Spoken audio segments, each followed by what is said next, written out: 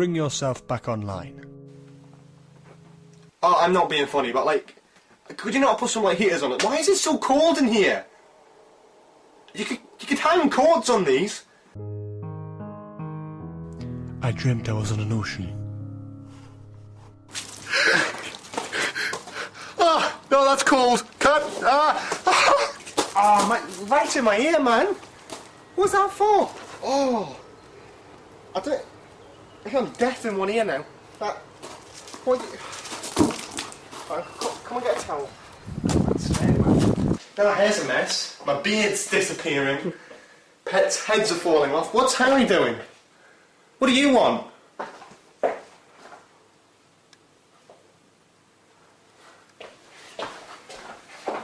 You're fired. What does it mean? Dreams don't mean anything, Dolores. That answer doesn't seem to satisfy you. Doesn't satisfy me because you're talking complete and utter shit.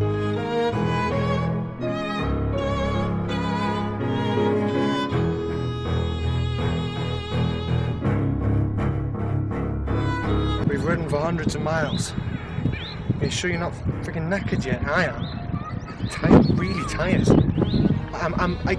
We've had no water, right? Killed loads of people. No food, no water.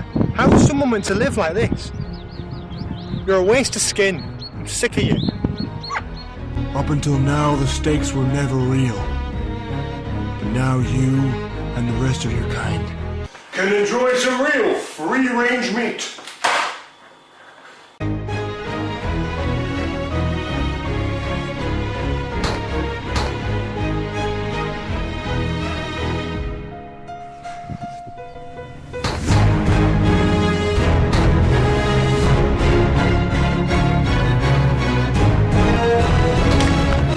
burn this whole thing to the ground.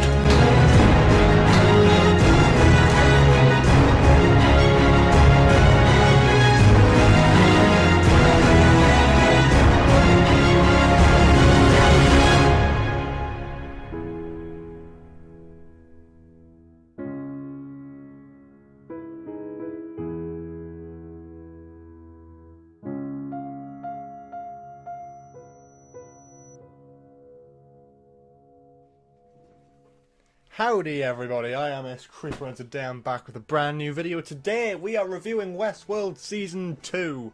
I've got my Westworld t-shirt on, the one Westworld. I need to buy more. But yeah, today we're here to review Season 2 of the HBO's new hit show Westworld. It's just finished today or yesterday whenever you're watching this, but I'm recording this in advance because I want to have a bit about the finale at the end and then everything else in between. Because every episode of Season 2 has got loads of different plot threads, loads of different people involved in it, all different stories, it's hard to comment on an episode at a time. It's not like Doctor Who where everything's structured for that episode, it gets concluded in that. It's a big, long set of story arcs that last through loads of different characters all the way through the series. So it's harder to review individual episodes. So instead I'm just going to pick up my favourite moments from the series, my favourite episodes, my favourite story threads maybe, and we're just going to talk about what I liked and what I didn't like about the series. Before I continue with anything, I'd like to give my computing teacher, Seb, Sean Lloyd, a shout out because he said I should do a Westworld review. And he said I would get views. Let's prove him right. Please. Anyway, yeah, thanks to him for recommending that to me. But anyway, let's talk about the series. Stop rambling. So, Westworld Season 1 was a little bit of a mixed bag for me and a few other people. And that's mainly because the first few episodes were quite hard to understand and get your head round before, really jumping into the series. My dad made me watch the first few episodes, but by the time we got to about episode 4 or 5, I was asking him to watch it because I loved the show so much. I was like, I want to see more of this, show me more, and eventually I caught up to where he was, which was about episode 7 at the time, and I was like, okay, this is great. Season 1 had a lot of complex parts, really, like, with the way the hosts work, how do they work, what time zones and stuff. And although Season 2 has elements of that, I feel like overall it's a much easier watch. I feel like for newcomers, and you really shouldn't bring newcomers straight into Season 2, you kind of have to watch Season 1 to understand what's going on half the time. But at the same time, for people who have watched the show and were still a little bit confused at the end of Season 1, bang, it's so simple. Dolores' story, for example, her character has developed so much, she's just like well, I want revenge, I'm killing people, I'm getting hosts together to help me get out of here, help me kill humans. Maeve wants to find her daughter. There's so many simple plot threads. The only kind of complicated ones are the stuff with William, the Valley Beyond, and Bernard, really. Bernard's is mental. And obviously, because I've only watched 9 episodes now, I don't know how the Bernard stuff pans out, how the two storylines meet. But it is very different. It's a much easier watch, I feel, as a series, or season, whatever you want to do. It's gorier, it's more engaging, it's more fun to watch. The reveals feel bigger and more impactful, and they're just great. Okay, so really confused on how to lay this video out. So instead what I'm going to do is, I'm going to just talk about episode 10, really, since that's the one I've just seen, and I think it's good to relate back to the series before I talk about each character individually. So, episode 10 kind of revealed 2 major things. One, what the Valley Beyond actually is. It's sort of a big server with all the minds of sort of creations based off the guests' activities that's being monitored in the park, all stored on this big old hard disk thing. And that's what Charlotte Hales has been trying to get out of the park. I've really got no complaints there. Dolores, William, Bernard, and Charlotte Hales in this episode are quite possibly the best. It's really hard to talk about it because it's so confusing and convoluted.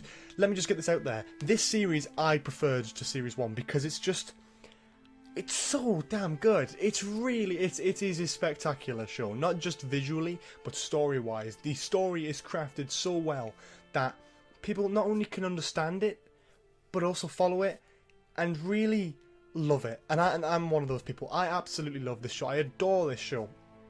And even before we got about 6 episodes in before I filmed the stuff at the beginning of this video, even then I was like, oh god, I can't wait to see what the finale is going to bring for this final video.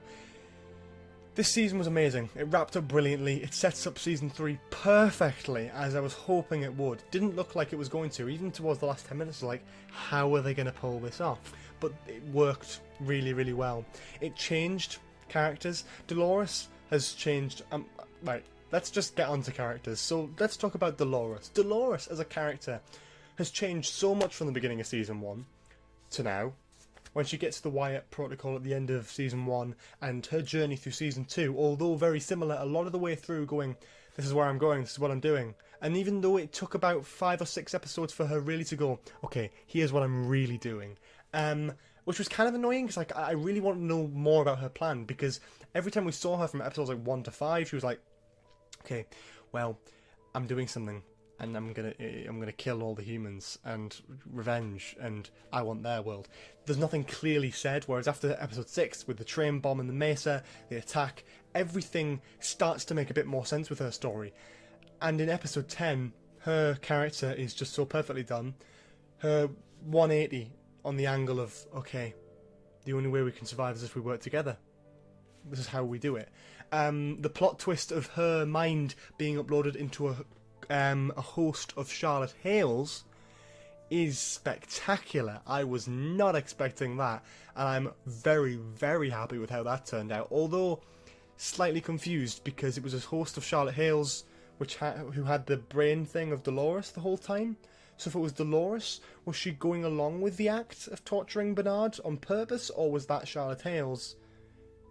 And then when they got to the moment where it was revealed, she kind of snapped out of it and went, oh my god, I'm Dolores, time to kill, bang, bang, bang. I'm not sure how that kind of played out. I'll have to go and watch it again and just make sure I understand what's going on there. Bernard was amazing in this series, and I loved him in season 1, but Jeffrey Wright does such a good job of this role. Not only Bernard, but Arnold. Every scene he's in, he steals, almost. The scenes where he's a host, and he's like sort of collapsing, having a bit of a seizure and stuff, where he looks confused. He can really display emotion just through his face. He doesn't have to say anything. You know exactly what he's thinking just from the way he's looking at you. And that is perfectly amazing. That's something certainly unique about him as an actor, as well as a character on the show.